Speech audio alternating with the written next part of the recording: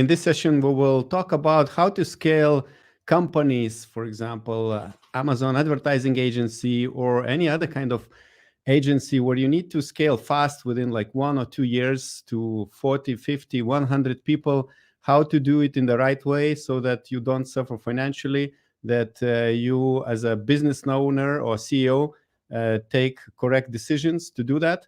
And my guest today is Lazar Zepinic from Serbia, who scaled Seller's Alley, his PPC agency. We will soon hear the numbers. And now you run a Pelican Cement company, which helps to find talents for other companies, right? Yeah, glad to be here, Augustus. Long time no see. I'm really enjoying Orange Click, so it's a huge pleasure to be here. So so my name is Lazar. Yeah, go for it. Sorry. So I remember, before you introduce yourself, I remember how about 4 years ago we were about to go to Prague for the first European Seller Conference, and we were talking with you in Germany for lunch or dinner. And I think you were just starting out with your Seller's Alley, your PPC agency, and now you are like, I was like following the numbers of your company. It was like crazy. Now I think it's like 150 or something. So please introduce and tell us more about what you are doing right now. So thank you for the intro. So my name is Lazar. I'm the founder of Seller's Alley, and since then we grew a bit, and like there was a massive demand for TikTok. So we grew Pendulum Ads. I'm one of the founders of Pendulum Ads, and like we're currently one of the biggest TikTok agencies in the world. I think we're the biggest in Europe when it comes to ad spend, and probably like third biggest in the world. So we did some pretty crazy stuff. Like we work with massive brands like Sephora, Netflix, Samsung, and so on.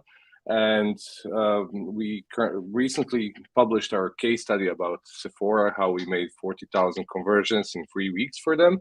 And from there, like at some point, we expanded to Pelican Cement, which is a staffing company, a staffing business.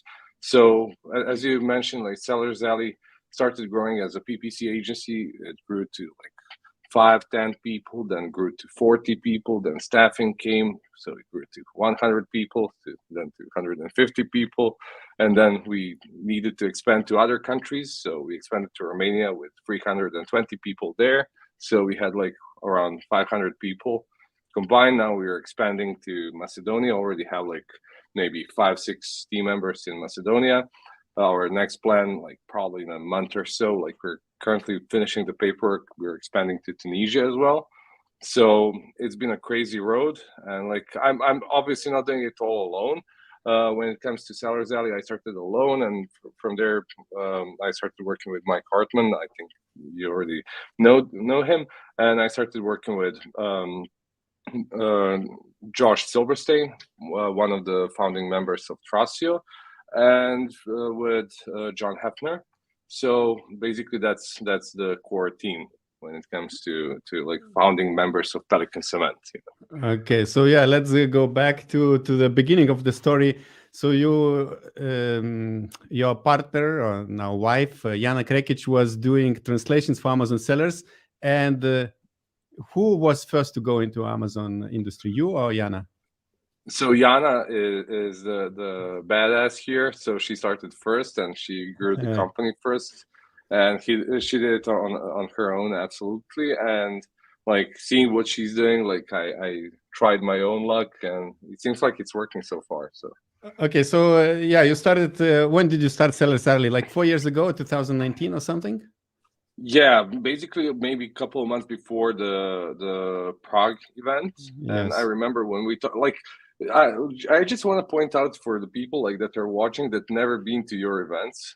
It's absolutely fantastic event, and I can prove that with my own case. So Pelican Cement is working just because of your event. So really? I came there. Yeah, I don't know if I ever told you the story. So like the guys from Trasio went to your event, and like they wanted to like show what they're doing. Like they're still like at the start of their journey. And they had like piece of paper where they were writing like with marker like we buy Amazon businesses. And I came to them, I was like, guys, this is like so stupid, like way to how to promote your business. Like you don't have any like flashy materials or anything. Like but you caught my attention, so I'm here talking with you. And they were so pissed off because like the plane company lost all of their materials and like they didn't have anything. So we went grabbed a beer, and I told them like, guys, I'm just gonna like buy a beer like so you can feel better in Prague.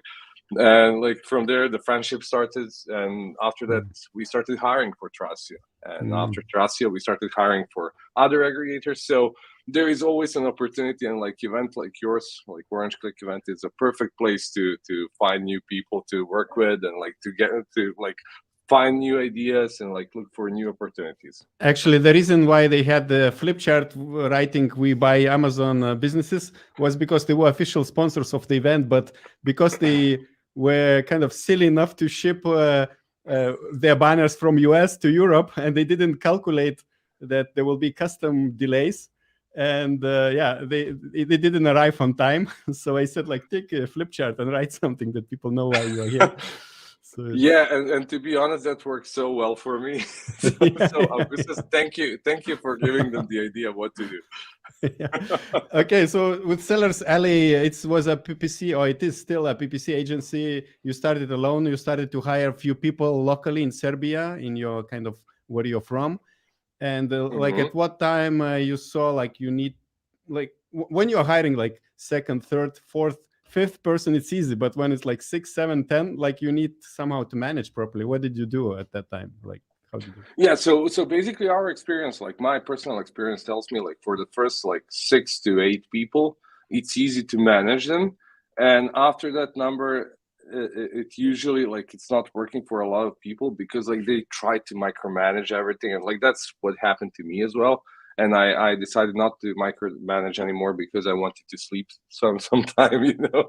And like it would be like so hard to go in depth into all the processes and everything, like what's everybody doing. So we decided to like build massive knowledge base. And when I say massive knowledge base, we had like more than 500 videos about how to do PPC our way, because I try to hire people that already have a lot of experience in advertising on Amazon, but you want them to work in your way, because PPC on Amazon can be done in so many different ways. And like I wanted to transfer my logic, like how I was doing stuff, to them. And like the best way how to do it was through videos, and like a lot of SOPs and a lot of like information for everybody that was onboarding. And like as we grew, we needed to create like really solid knowledge base, and from there to we even created a like internal website that wasn't like public.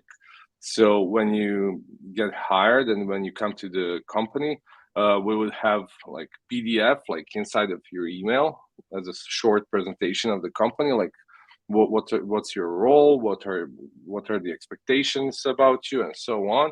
And like you have a link in that PDF that sends you to the website where you can see full structure. And like at some point like 2 years ago, we started hiring like crazy, basically maybe between 20 and 30 people a month.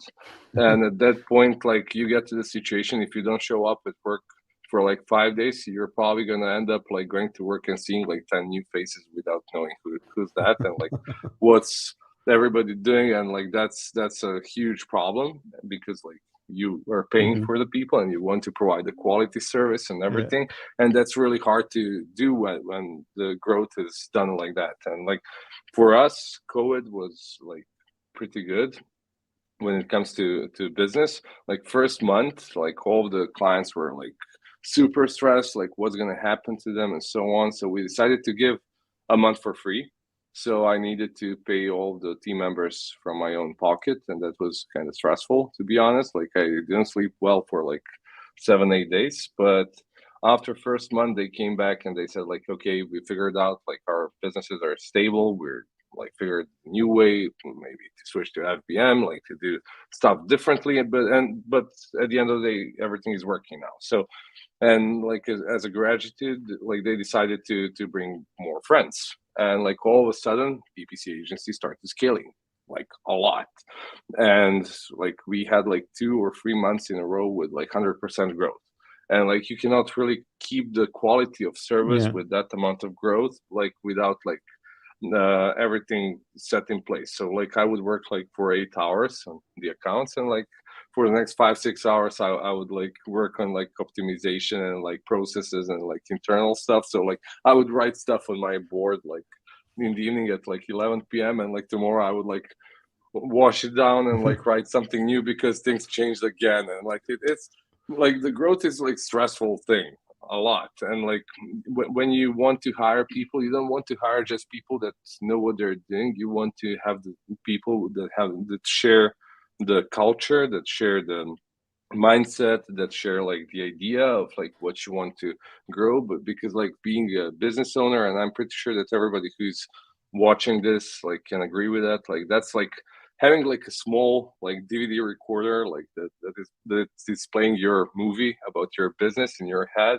and like you have a problem to share that movie to everybody else. So like I would literally explain the same way to my colleagues, like, guys, I've been to the cinema. I watched like a really good movie, and that movie is this business. And my mission here is to tell you how cool this movie is, so you can like be hyped about the movie without even seeing the movie. So that's the tricky part. And basically, it can work well if you share the energy with team members. But as the company grows, like you can share your energy with like maybe 20-30 team members, but like when you grow to like 80 or 100 team members, it's kind of going in every direction. So like I had like massive problems from like some junior PPC specialists coming and asking like, where can I find like working mouse, because mine stopped working, and like the internet is not like working well, can you fix it, and like that kind of stuff. Or like the client wants to talk to you, and like everything is happening at the same time, you know. So that was a bit tricky. And like, to be honest, when Trustio came to us, they wanted us to help them with launching new products using PPC. So we started doing that. And like after maybe a month or two, they said like, okay, everything is working fine. Like, what about designers? I'm like, what about designers? And like, well, we need designers. I'm like, good, I don't provide designers. And they said like, since like you're doing like pretty okay job with like PPC, maybe you would like to try with designers. And I was like, guys, I never did it, I have no idea how to do it, and I want to try it and I want to do it, but like don't go super hard on me like from day one, because like I don't really know what I'm doing. And they were like, sure, like let's do it together. So we hired like first group of 10 designers, and we had like testing period that lasted for like 3 months. And they came back and they said like, these guys are awesome, like we want 50 more. I'm like, 50 more what? Like designers, 3D renders, animators, like you name it, like literally everything. And I was like, okay, this is scaling like in a really strange way. And like and the agency is like on one end, and like staffing for aggregator is growing in the other way. And like since Trustio at that point is a company where like everybody's like trying to look up for like to be like them when it comes to other aggregators, the other guys came. So I ran back to Trustio to ask them like, guys, do you mind if I work with the other aggregators? They were like, no, like just like keep them separated. I'm like, okay, I need more offices. And like I was trying to keep people in the office. So the COVID also started like at some point, and like we had problems with like working remotely. So we had like a challenge like to provide the same quality of work with like people working from home. And like we tried like different time tracking softwares, and like tracking, like using like Monday or Asana. Like when it comes to project managing tools, trust me, we tried literally everything. Like we were deeply into using Slack. Then at some point we decided to switch to Microsoft, because like a couple of guys that I know like that are like in like offline business, like that, like old school business, they came to me and they said like, you know, like every serious business should use Microsoft. And I'm like, I didn't know about it, but like maybe I should go there. And like I was super lucky because Microsoft has an office in Belgrade. So I knocked at the door and I was like, okay, guys, like we're working on like Amazon advertising stuff, and like I need your help. Like I don't know what I need, and like can somebody come and like screen and monitor what we are doing and tell us like what's the next step for us? And like they laughed so hard and they were like, yeah, sure. And I was like, okay, this was easy. Like, just to let you know, like most of the time, when you expect like the big business is not gonna say yes, they usually say yes just because you ask for it. And like most of the people are just scared to ask. So I went to Microsoft and like they gave me a couple of IT guys from their end, like that are helping businesses grow, and we got access to like servers, to like they like created like a dummy how everything would work. Like they screen like what we're using, like Asana, Google Sheets, like Slack, and this and that, and so on. So they were like, okay, this is what you can do with Microsoft. And I'm like, is it going to be better? And they're like, well, you can try and see. So like we tried it. So we switched to Microsoft, and like for one part of the business, we are still using Microsoft, especially for the staffing part, because we have now a lot of clients that are like VC funds or like funded by VC funds, and they like using like Power BI. They like using, like, we have a lot of data engineers now, data guys. So like they usually use Microsoft tools. So we combine literally everything at this point. And like we had like a bunch of challenges when it comes to hiring, like literally every possible direction. And like when it comes to like hiring the Romanian team, I remember we had an inquiry to hire 95 people in a month. And like it's not about just hiring them, but like make them work like in the right way, and then like provide quality service, you know. So that was interesting. Like our HR team wasn't like the happiest team in the world during that month, but it worked out well at the end. That part of the business was then like strategically acquired, so we don't own like Romanian team anymore, but like we still have like new Romanian company that we can expand there.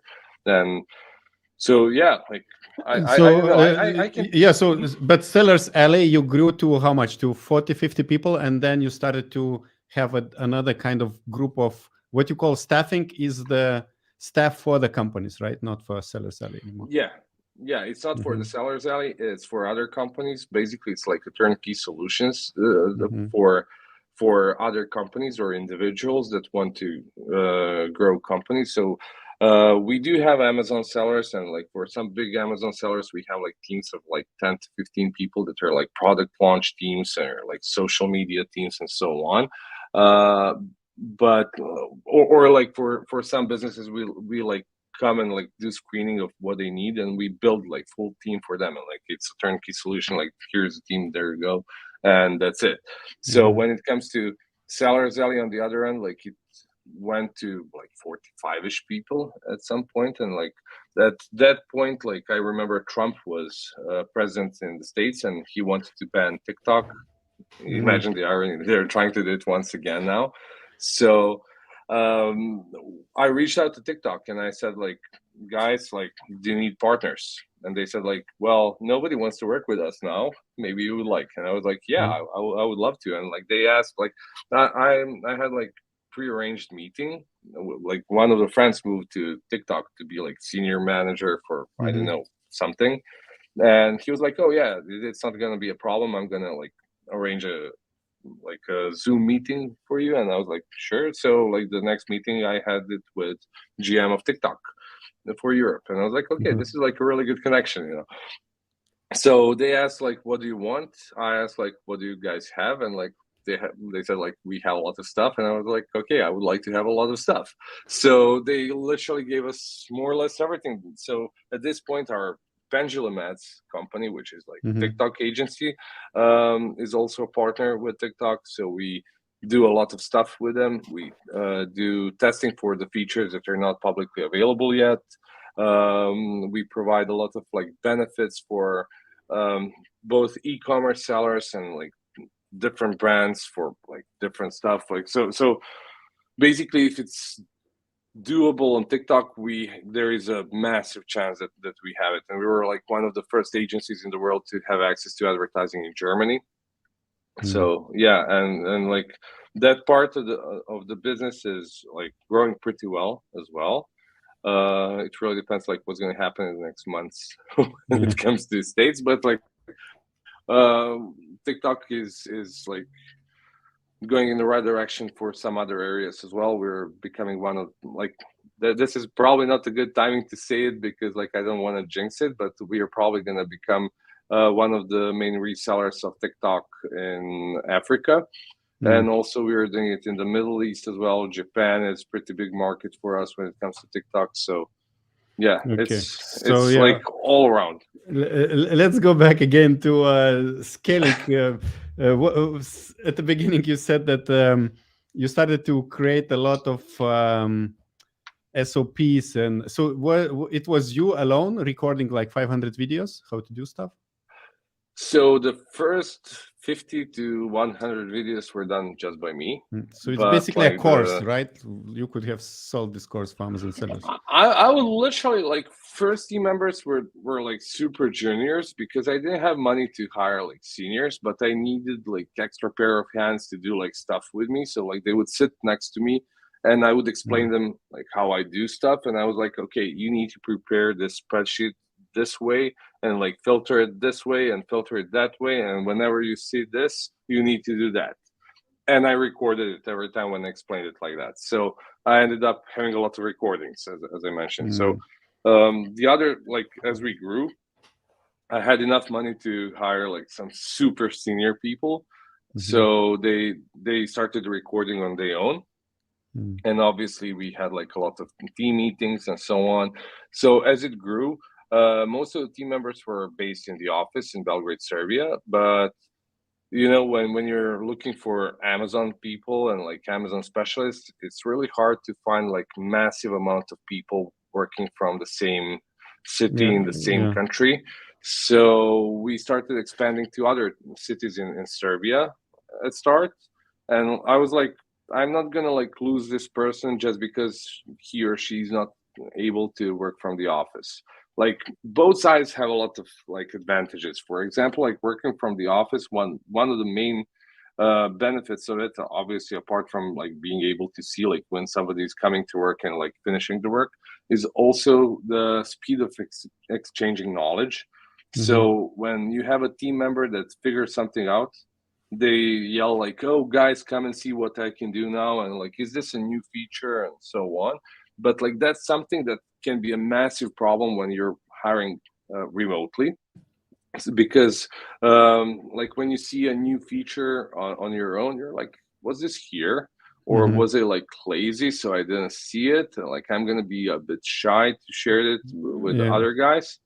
And like this part that is like, come guys, I'm gonna show you how am I doing it, turns to I'm gonna use Loom or some video recording software, and I'm gonna record a video about like how I'm doing stuff, and I'm gonna share it with all the team members. So some of them are not gonna watch it. Some of them are gonna watch it and gonna implement it. Some of them are gonna watch it and not implement it. And some of them are not going to implement it because they didn't understand it like correctly, so they're afraid to ask. And you cannot discuss, you cannot clarify with each other or brainstorm what does it mean, right? Like if it's remote. So that's a tricky part. That's the tricky part when it's coming to hiring remotely. And like when you're hiring remotely, there is one thing that people usually neglect. Like they hire freelancers, and depending on the country where you hire your freelancer, it really depends on that country, like when it comes to laws. So for example, in Serbia, when you hire a freelancer, like imagine that you're hiring a girl, they need to open their own companies. And when they like when a girl gets married, when she gets pregnant, like she's not protected by government in any way. She's not getting like these payments when she doesn't work. Nothing. So like she either needs to like quit the job if she wants to like create a family and like switch to some other business. So you're gonna lose somebody that is super valuable for you just because like government is not providing like everything for that person, or like that person is just like gonna continue to work with like 50% of their brain. So and like that's not okay for the business owner, that's not okay for that person either, you know. Or they can just freeze the company and like they're just left alone. And that's a massive issue. So like when it comes to freelancers, it's usually easier to do it with guys than with Mhm. girls, just like because of that situation. And like that's Mhm. not fair. That's absolutely not fair situation, but that's the reality, and that's something that is happening. And that, like, Serbia is not the only country that has that kind of a problem. Like there are like a bunch of countries like all around the world that are having the same issue, or like even some different issues as well. But like when you're hiring locally in like certain country, you open an office there and like open a company there are like other benefits that you can work on. So for example, in Serbia, you have a benefit if you hire like completely new people, like interns that just finished university. So like government is going to cover 90% of their salaries and taxes. Like you're freed from taxes for like 9 months or so. Mhm. So basically, even if you don't need that person at that point, you're just going to hire it so that person can learn. And after 9 months, that person can become a junior team member, so it's going to bring value in the future, and it's good like growth path for that person, so they can feel that they're growing, that something is happening there. So that's one of the things there. So like Mhm. also like what we figured out, like when it comes to working remotely, like the senior people and like the older team members are more focused. They are more like dedicated to work, and like younger people are usually just like, oh, I'm just gonna like turn on TV for a minute just to see what's Mhm. going on there, and like they end up like watching a TV show fully. And like our experience tells us like that remote team members are working 20% less comparing to the guys from the office, and like Mhm. for the guys, like for the team members that have like families and like small kids, it's kind of tricky for them, Yeah. like to work from home. And like I have a lot of team members that are like, please, we want to go back to the office because like I cannot stand my kid at this point. Like I'm with it like for like 3 weeks now, and I want to kill myself. So yeah, that's something that happens like occasionally, Okay. but it happens. So we go third time back, roll Oh, the sorry, I'm yeah, always just yeah, like, yeah, oh, yeah, boy, yeah, yeah. sorry about it. But it's Don't kill very me, please. interesting, and it's a lot of like nuances. Just trying to imagine. So you recorded lots of things, and you had at that time everybody in the office, I guess. You hired more and more and Yeah. more in the office. And how did you organize these 500 videos? Was it on Google Drive, or you had like a WordPress installed with like creating pages? So for that one, I just use Google Slides. So Google Sites, sorry. So Mhm. I created like internal Google site, and I uploaded Mhm. the Okay. videos on Drive, linked them there. Like it's super easy how to do it. It's like Mhm. it's literally the same level of difficulty like creating a storefront on Amazon. Yeah. So So it's yeah, really, Google really, Sites is the keyword that people can figure out. yeah, But yeah. and then this was you were targeting junior, like non-experienced staff members at the beginning, or because later you said that, oh, when I had more money, I hired senior. But what was the beginning Yeah, for the strategy? first like 2 or 3 people, I basically hired my help for Hmm. me personally. Like I would do all of the heavy lifting, and they would do like the other stuff for me. I would tell them like, can you please like do this for me and like give it to me when you finish it, so I can implement it on the account and so on. So basically, it started like that, and like as it grew, like. Uh, you need to start to create structure, and like you cannot have just operational team members. You need Okay, to so have how like did you people in come the up with a back end. structure? Did you like came up naturally with a structure? I read a lot about it, and I Hmm. from my previous experience with like companies that I worked in the past, I worked for like Serbian, like Balkan version of like Best Buy, and like I learned how they structure their own business. So basically, like the more you grow, the margin goes down. Like it's like Hmm. different proportion. Like the more you grow, you need to have more and more people in the background working for you. Like all of a sudden, you need to have like your internal marketing team. All of a sudden, you need to have your business development team. You need to have internal HR. You need to have project managers. So, for example, for each 8 to 10 people in the team, that's my experience. You need to have a project manager or somebody Hmm. to be a team leader for them. For every 50 people, you need to have internal HR. And like there is a massive difference between recruiter and HR. I found out about that like the hard way. So because I didn't understand like what's the difference there, because like recruiter is basically an HR that is focused only on hiring people, like creating job descriptions, making sure to provide like the best possible person for the business and so on. And when it comes to HRs are working on like completely different stuff. They're not hiring people, they're making people internally happy. They're making sure that everybody's doing their stuff in the right way, that nobody is like hurt in any way by like any decision, like in any direction, because like contracts are there to like protect me from my team members and to protect my team members from me as well.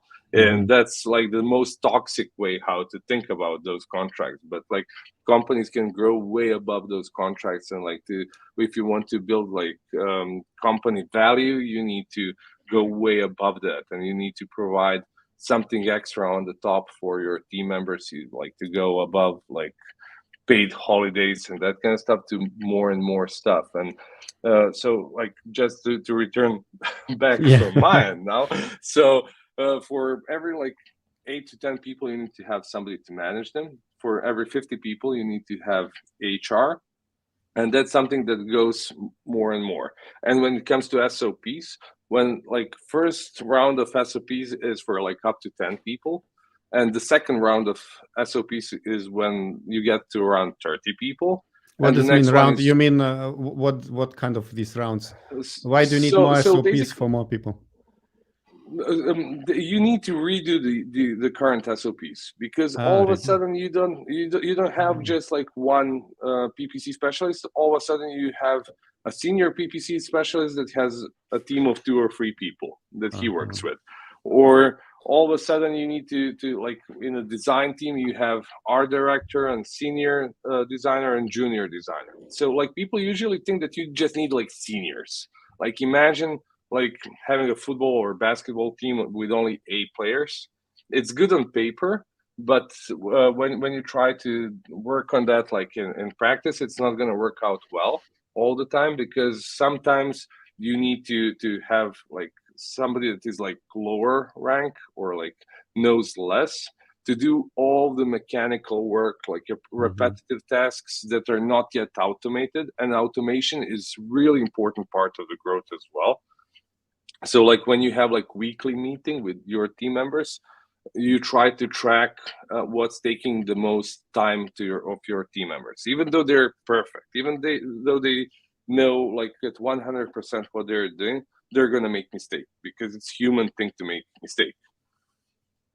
So that's something that is like pretty often thing. So for that kind of stuff, you want to create some bots to do repetitive tasks. You want to create macros for Excel, for example. So if you're doing like the search term report and you want to like, I don't know, do bidding, or you want to do like bulk file changes and so on Amazon, like you want to have macros just to go through everything. Because like if you're gonna go like manually all the time, you're gonna miss all the time all the things. And like if you're gonna like go through, like our PPC specialists never had like more than 3 or 4 clients to work on, because like I don't really feel like that one PPC specialist should manage like 15 businesses like during one day. That's not gonna work out.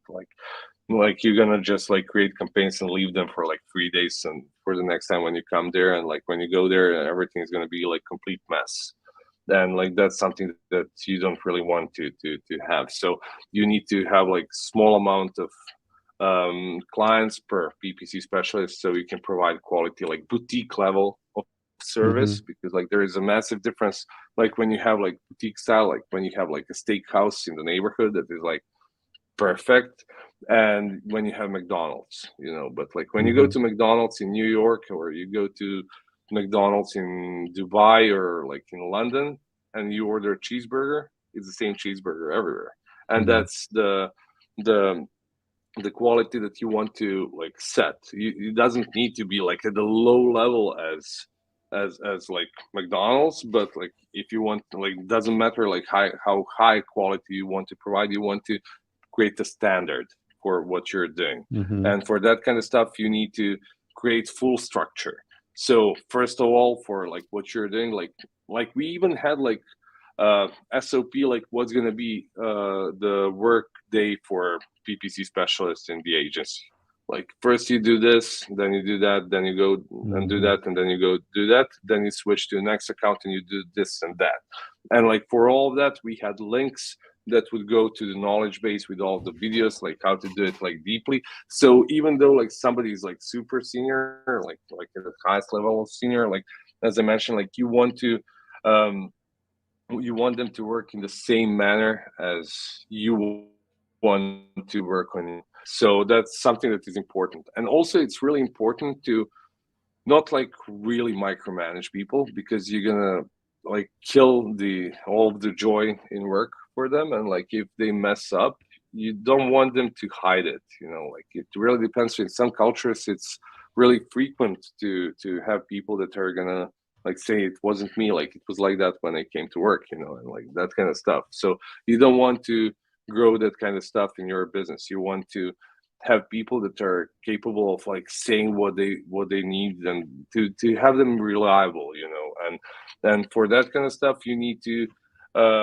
cherish the ability to share all of the negative stuff that happened, and like not to penalize it, because every time when you penalize it, you're gonna end up having people just like not saying to you like what happened. And you want them to tell you what happened, not so they can be penalized, but to teach them how to do stuff correctly, because it's everybody's interest to have stuff done in the right way.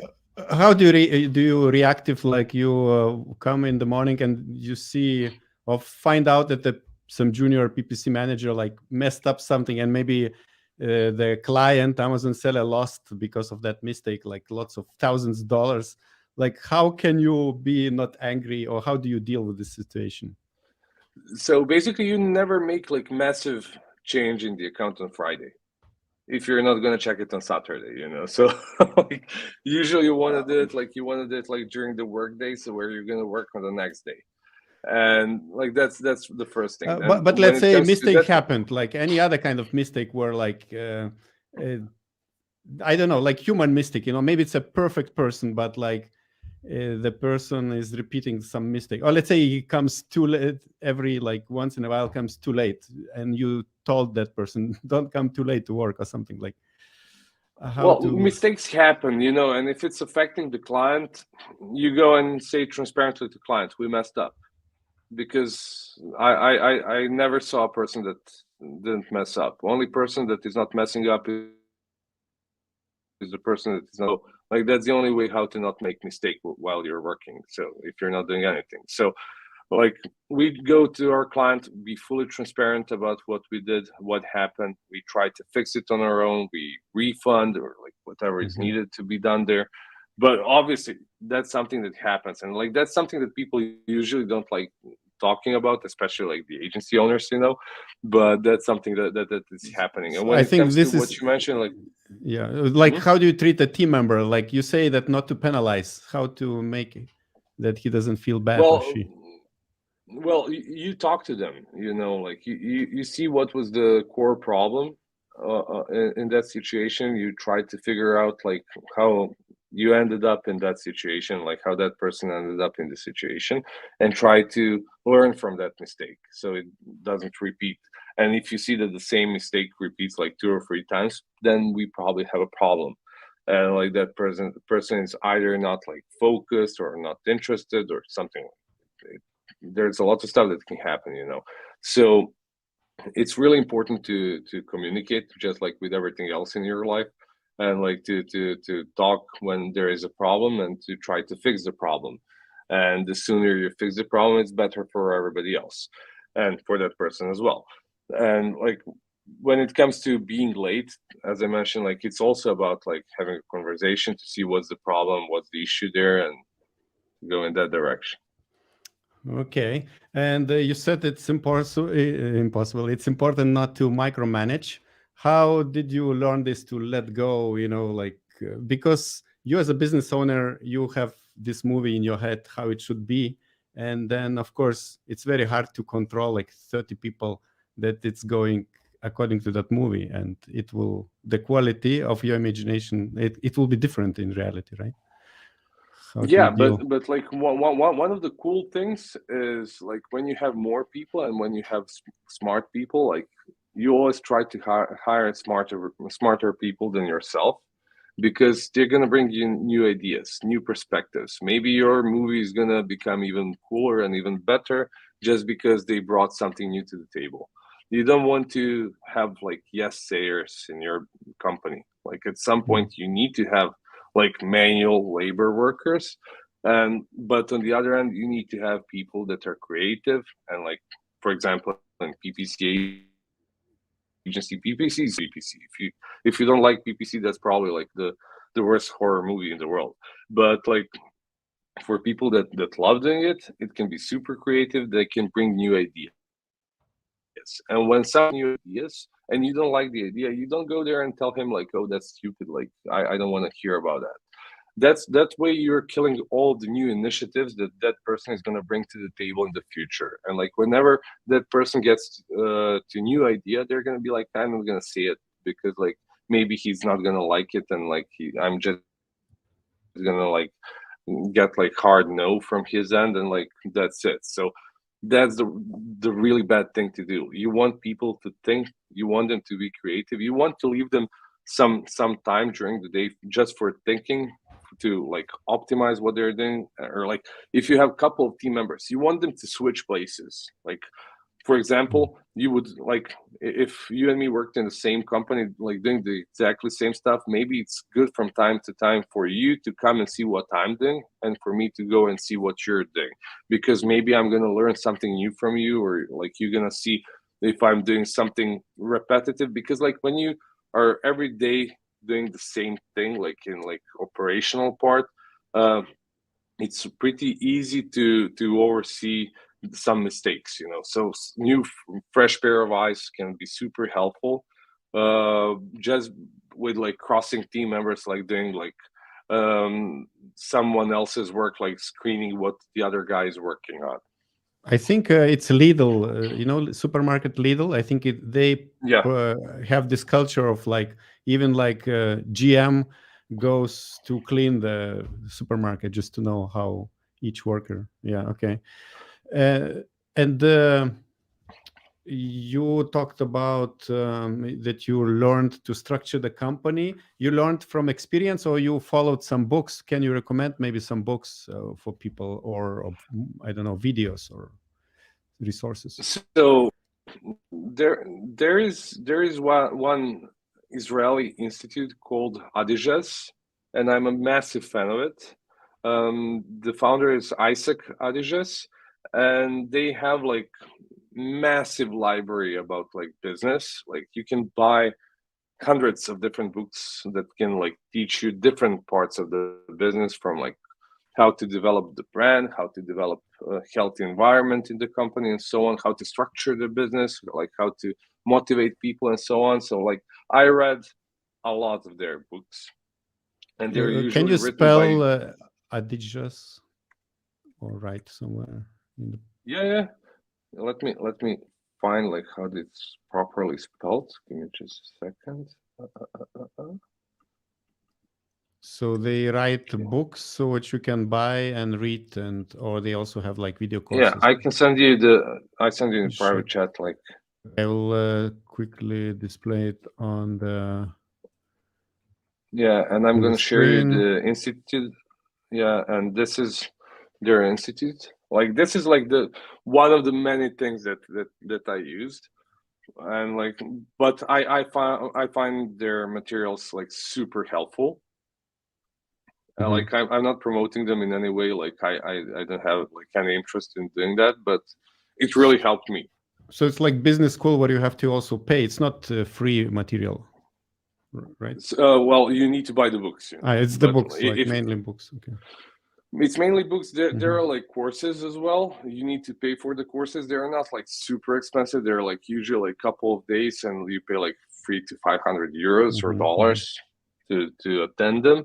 But they're usually taught by GMs from like successful companies. Like they bring somebody that can bring like a lot of value to the table.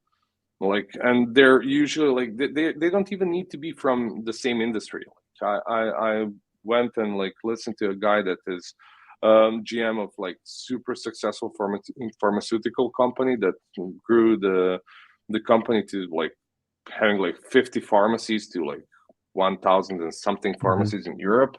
And he said he was talking about like how they did it, like how to create the demand for certain stuff, like for vitamins and like that kind of stuff.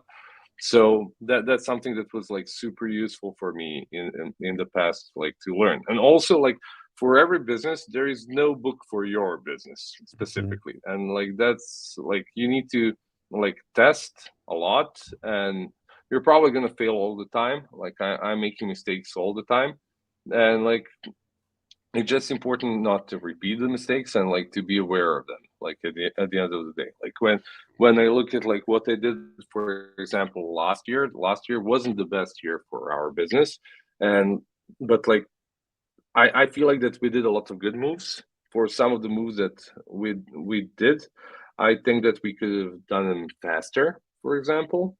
And that's the only thing, but like that's something that you cannot really read in a book, like that's something that experience brings you. And like maybe for that kind of stuff you want to have somebody that is like your mentor to help you with that, like somebody that has a lot of experience, not only in your type of business but just like business overall, because like our PPC agency became like 7-figure agency in the first year.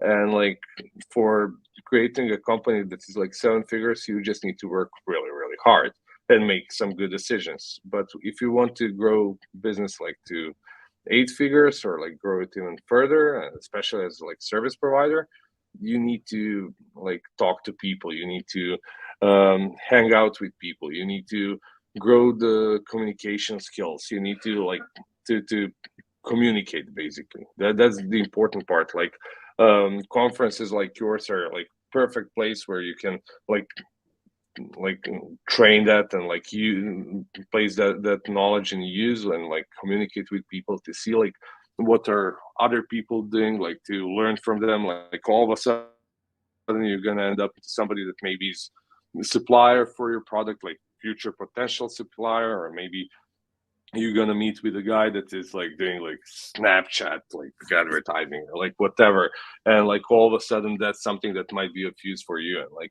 you didn't even know about that like until you started talking to people. So. And you talked about the culture and motivate people outside the work. What do you do about that? About motivating people in the team? Yeah, like what extra do you do outside the work, or how do you make them be a family and community inside the company? So we're not really trying to make people like to be part of the family. Not to I'm be like happy. We're not trying to make people yeah, happy. No. I'm usually saying like you guys have your own family. We're like coworkers and like we're in the same team and we're gonna win together. But we're not like really like brothers and sisters there, because like what like a lot of flexibility leads to anarchy at some point, and you don't want to have that as well. Like if you're like super flexible to anything, like you can end up having people like not everybody responsible people are going to use it and they're going to be like, okay, this is perfect working environment, but like people that are not really used to flexibility, they're just like gonna like take the advantage of it. And do you, by the way, guys who are listening, don't forget to like this video and subscribe. Of course, I never invited you to do that. You feel free to do that. It's for free to do that. And if you have still a few questions, you can drop them in the chat or in the comments below, and we will address those questions later, even if you're watching the replay. And I wanted to ask, you said you talked about the culture. So when you are hiring 20 people, how do you evaluate if these new people are like have correct culture to what you built in your company? Oh my god, like for that kind of stuff, like at the beginning, like I had a couple of situations where I didn't hire some like super smart people that have a lot of experience at what they're doing, and I hired somebody that was like intermediate level, just because of the difference in their mindset. Because like sometimes when you see a person, it's just like dark gray cloud around his head or her head, and like you see that that person is just gonna be like negative all the time when it comes to the office. Like when you bring that person to the office, and like when you say like, oh hello, how are you doing, and they're like every day, like you just get something like that from their end. You're like, why am I even like having this person in the office? So maybe we should just like have somebody smiling instead. And like when you want to hire people that want to learn, that's the most important part. Like even like seniors need to learn all the time, because like e-commerce and Amazon space are industries where you need to learn all the time. Everything is changing all the But time. how do And you like know if this is person wants to learn when you're hiring? Or there well, are basically, tests? Or... well, there are a bunch of tests that you can use. I'm gonna try to find some of the cool tests that we used in the past, so I can share it with you like afterwards, so you can share it with the guys that they can use for like their potential hires. But like the conversation is really important to see like why some people did some stuff and so on. To see like if they're like if they have a spark to learn, you know, like if they're curious. Like curious people are really good for like work. And what is your rate of firing, or you never fire? Like you say goodbye after some time to people? Oh well, when it comes to staffing, like firing is like part of the business as well. Like it did happen in the past, you know. But like when it comes to PPC agency, our retention rate was pretty good when it comes to team members. Like in the first 2 years, we lost only 2 team members, and that's just like one had like personal problems, and the other one moved to some other country, and like she wanted to start a family there, and like she didn't have time to work, so that's how it happened. But because like if you create like healthy work environment, like it's super important to like have it, so like people would like, but when you're pushing people to give their best, to learn more, to implement all the new stuff, like when they feel valuable, it's going to bring value to the business as well. It's not only just like growing the business, it's about growing the people, because like when you are going to the top, you want to bring as many people with you there. And that's something that is super important. It's like as like Amazon seller, let's say, you don't want to become like 8-figure or 9-figure seller and to have like bunch of people that are shoveling behind you and like dying there, and you're like super happy in your Ferrari, you know. Like that's like, are you sure that those people are going to be super motivated to help you when they go to Instagram, and when you when they see like how you're having a lot of fun? Like if you're gonna become like a multimillionaire, bring more people to become millionaires with you, you know. So like, and it's not always about the money, it's about like other stuff as well. And it's about like one of the really cool things that I see in my company, I see a lot of my colleagues going to the seaside together, or like going to each other's weddings, or like doing stuff together like outside of work.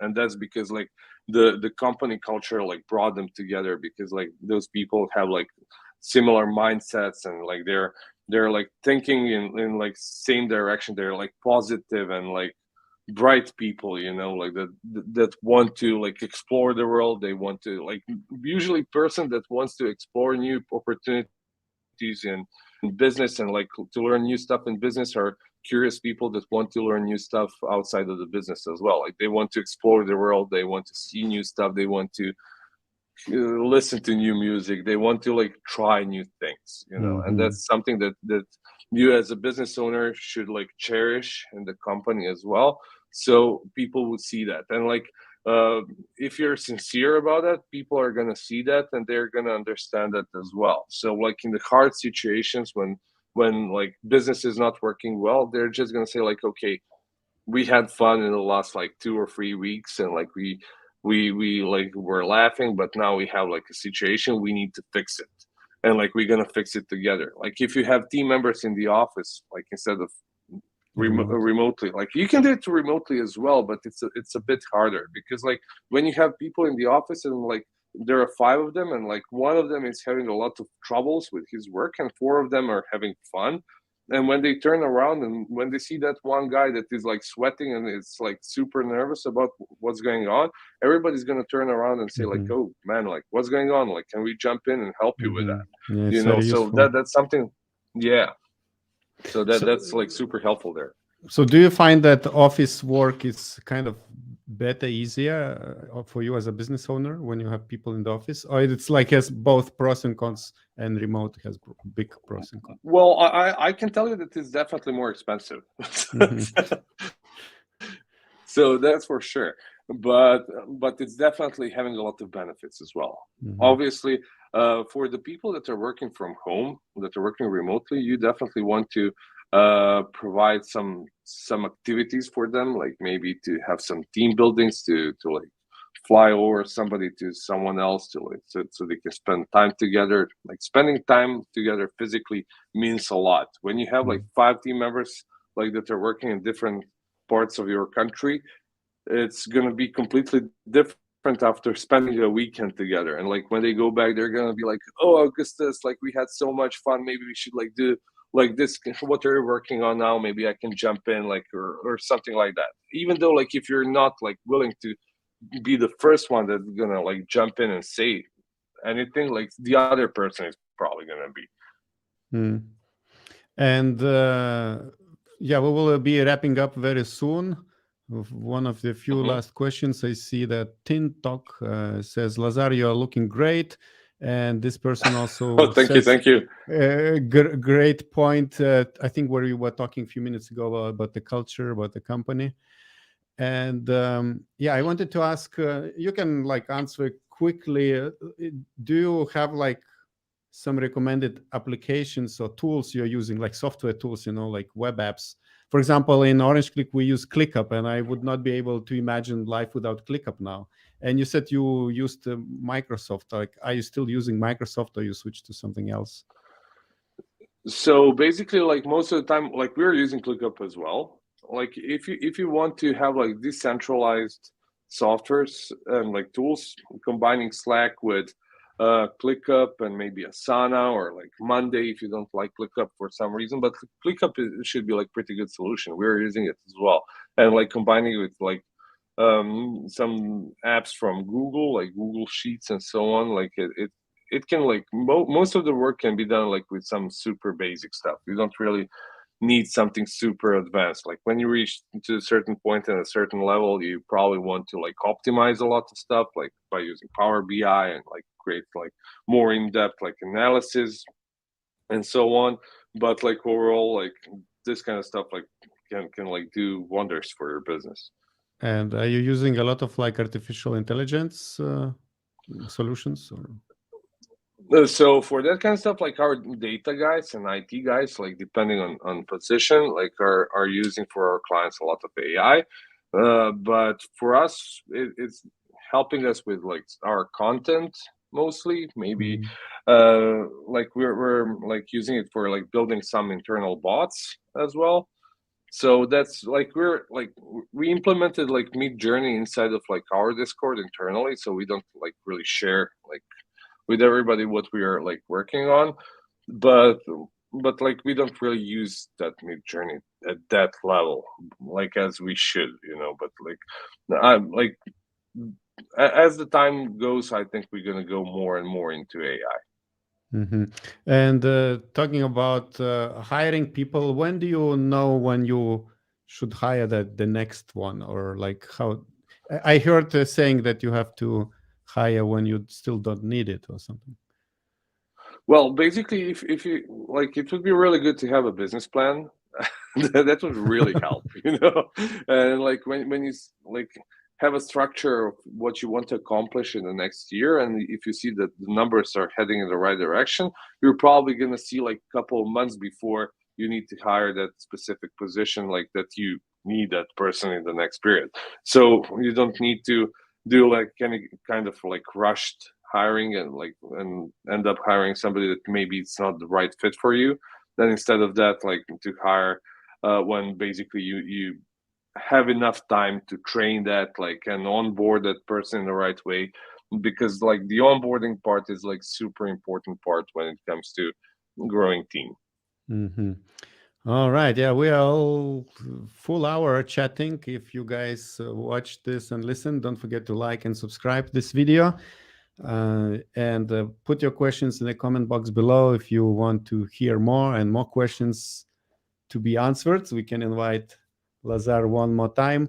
And Lazar, for the end, like what would be your, I don't know, either 1 or 3 big recommendations for people or like you who are entrepreneurs and growing, let's say, a company, an agency, and they see there is a potential growth, like any tips like that they are put them on the right path? Well, as I said, like try not to micromanage. Try to hire people that are smarter than you and let them be creative. Try not to penalize people when they make mistakes, but like try to communicate with them and like see what was the reason. And when you're delegating, try to be like fully transparent and like learn how to delegate. Like full structure of delegation is super important part. So that not don't just go say like do this or that. Like explain what's the purpose of it, what's the deadline, who is responsible, because if everybody's responsible, it means that nobody's responsible. Cool. So thank you very much for your tips. And one more time, maybe mention slowly all these projects you are kind of leading, or I think 3 companies you mentioned, so that explain what you do and how you help different segments of different types of businesses. Yeah, definitely. So Pelican Cement is our staffing agency. We're specialized in e-commerce and data positions. Then Pendulum Ads is our TikTok agency, and Sellers Alley is Amazon PPC advertising agency. Okay, Pendulum Ads. All right. So yeah, check this out, guys. If you need any help, if you want to run advertising on TikTok, is Pendulum Ads the biggest in Europe, biggest agency in Europe, right? And amazing. Yeah. Thank you very much, Lazar. It was interesting to chat. Awesome. And yeah, see you Thank later. you so much for your time. Thank you. Bye. Have a good one, guys. Bye. And now I would like to invite you to watch another video where we talk to 8-figure Amazon seller who is also talking about how he's managing and how he grew his company to 50 employees. And we talk about similar things we talked with Lazar. Check this out.